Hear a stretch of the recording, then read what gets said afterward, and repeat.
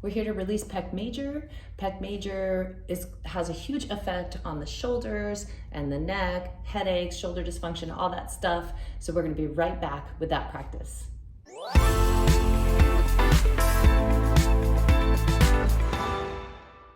To release your pec major, you're gonna want a soft ball to start with. It's always best to start with a soft ball.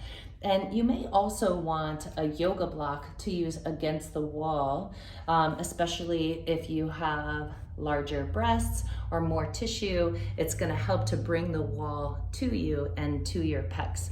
Couple things about working at the wall. The closer you stand to the wall, the less pressure in the ball. The further you step away from the wall, the more your body weight sinks into the ball. So it's real easy to shift the pressure in the ball. We're gonna work right in what I call the valley of the shoulder, the place where the rib cage starts to curve down and the head of the humerus comes into the socket here. We're gonna get right in that place. We're gonna work right at the edge of pec major here, and then just kind of circling around the chest. So I'm gonna start on the right side, bring the block to the wall, and then bring the ball to the block. And then step in and then see how that feels. Do you wanna be like right here, or do you want to slide the ball down and lean in a little bit further with your body weight? So just start with some circles and some breathing, circling your body on the ball. That gives you some information. It's gonna help you start hydrating those tissues. Number one thing to begin with is hydrating the tissues. Tissues get dry, they can't release, they can't feel better. So just always starting some rolling with a soft ball, and then a little gentle rocking and rolling all around the area that you're gonna work. What that does, it starts to give you information. As all the protective tension in the tissue begins to release, you start to go, oh yeah, there's a special spot. Oh, that spot feels important. So we're circling all the way around, running along the collarbone. And then we're gonna work that edge of pec major. So you wanna get the ball right on the side. It's kind of this front flap of the armpit. That's your pec major. And we wanna go side to side on that. So just turning your body, getting that softball along there. You'll feel there's some tender spots in there. There's always some tender spots right in there. Has a strong pull, really brings that shoulder forward. So we wanna open that up. I found a tender spot, I'm gonna sink in. Now you have a couple options. When you're releasing your trigger points, you can just sink in and breathe, or you can sink in, breathe, and do a little bit of movement with the arms. You could slide your arm up and down the wall. You could even bring that arm kind of behind you a little bit. It's gonna make that point feel more exquisite. I'm gonna demo this on this back wall so you can really see what I'm doing here. Sinking in, maybe bringing that arm behind you, doing some movement, pinning that point, breathing, relaxing your jaw. And then don't stay too long on a tender spot. Right? We're trying to gain the trust of the nervous system. So you don't want to stay too long or push too hard on a tender spot. Your nervous system isn't going to like that. It's going to start contracting that muscle. So I just move the ball up a little higher. I'm right at this edge of pec major on my right side. And I'm gonna sink right into that upper edge. And I find a tender spot in there. So I'm just gonna take a few breaths here. Relaxing the body. Breaths to help the tenderness and the tension release out of your body. And then circling around again, moving. Better to do a little bit each day than to try to just hammer it out and try to get it all to release in one day. It's not gonna work. It's not the way it works. Now we're gonna get the ball right in this valley, right here, the valley of the shoulder. Sink in there. You can start to use a firmer ball if you need. Softball's really plenty of pressure. And then I do like to pin that and move the arm up and down the wall. Sliding that hand up and down the wall while pinning that spot. I'm gonna show that on the back wall again one more time. Sinking into that valley and then sliding the arm up and down. Maybe even stretching behind. Might find yourself rocking a little bit. And start circling around that area. Great. And then last thing, we're just gonna kind of go up and down the center of the right side of the chest. Up and down the center of the right side of the chest. There's often a little line of tension right here. Going up and down. And I feel that I have a tender spot a little low there in my chest. So I'm gonna sink into it and take a couple of breaths.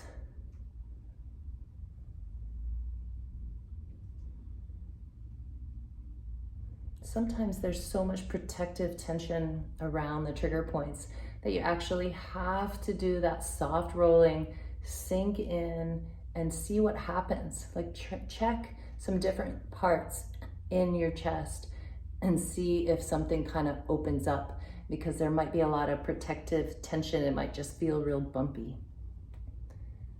All right, let's take a break in between the two sides just to check and see how open the shoulders are and how open the chest is.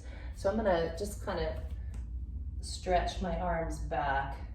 I don't know if you can really see that, but my right arm goes, I'm not making that up, that my right arm goes many inches back further than my left. Just that little short practice, my right arm is able to go back several inches further. I've already really shifted my whole shoulder girdle on that right side. So now we're gonna do a little bit on the left, grabbing the ball, grabbing the block, and then coming back to now the left side. Put the ball on the block. Again, you can just do it right on the wall, but see how it smashes my nose into the wall. So you just get a little bit more space, especially if you're having neck issues.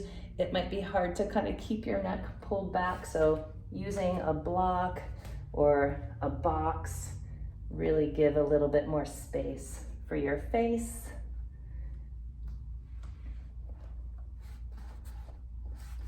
Circling, rocking. This first part is about hydration, getting more fluids in the tissue, getting those layers of tissues unstuck, opening the pecs from really being adhered to the rib cage, and freeing the whole shoulder girdle. And start noticing, where are your tender spots?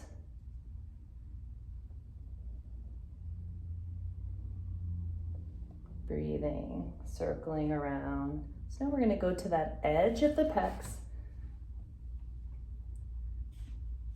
I'm just going to move my arm out of the way so you can see a little better. Going to that edge, pec major, kind of clunk clunk, feels a bit like a speed bump. Then I get right into that area. Oh yeah, that's tender. So I'm just going to sink and breathe. Really grateful that I have a soft ball right now and not mashing into that tenderness with too firm or too hard of a ball. Please don't use a lacrosse ball in your body. Your body does not like that. That does not woo your nervous system at all. And so we can drop a link to that video, why to not use a lacrosse ball. That's a good one to check out because it really is not welcome in your soft tissues. So now I'm going to move up a little bit and go side to side, just feeling into that edge of pec major. Freeing this edge really helps the pecs to totally soften. So I come in, I feel into that tender spot right there. Ah, yeah. Remembering you can do some movement. You can twist a little to find just the right angle. Make sure you're getting just the right spot Maybe the arm opens back behind you. It's gonna make it more exciting in that spot right there. Just staying a few breaths. Okay.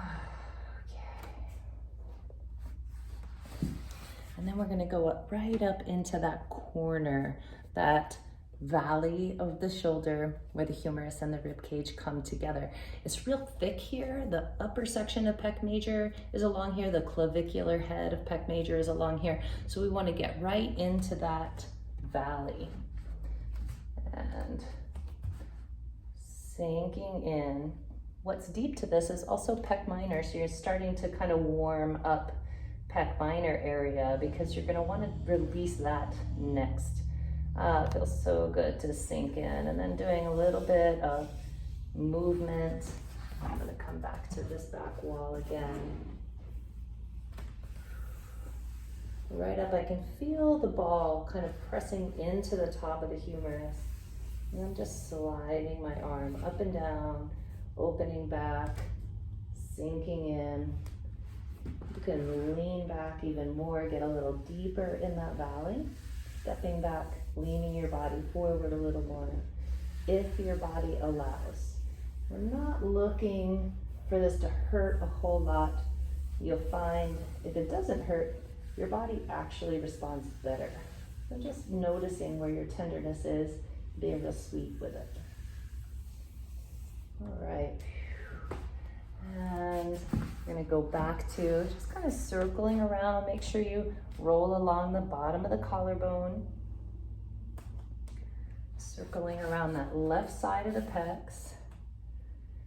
And then finding that center line of the pecs and just going up and down. I like to turn my block this way so the ball doesn't roll off. And up and down.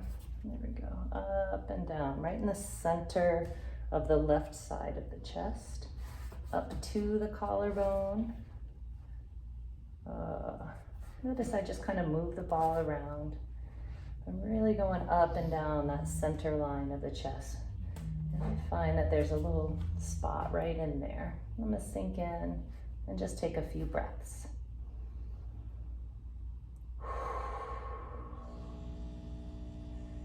You might want to wiggle a little, breathe in your belly.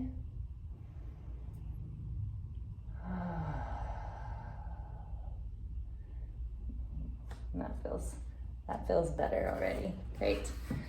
Nice. So we're gonna put our tools down, and then I'm gonna go back and just kind of check. Does my left arm now open back as much as my right? Yes, it does. Both arms now are moving back, I'd say 6-8 inches further than they were before, which is great. So now we've released pec major. The next step, you want to go in and release pec minor. So you're going to watch that pec minor video and then keep going to open up your pecs and to feel better in your entire upper body. Thanks, I'm Kat Matlock here at Free Body.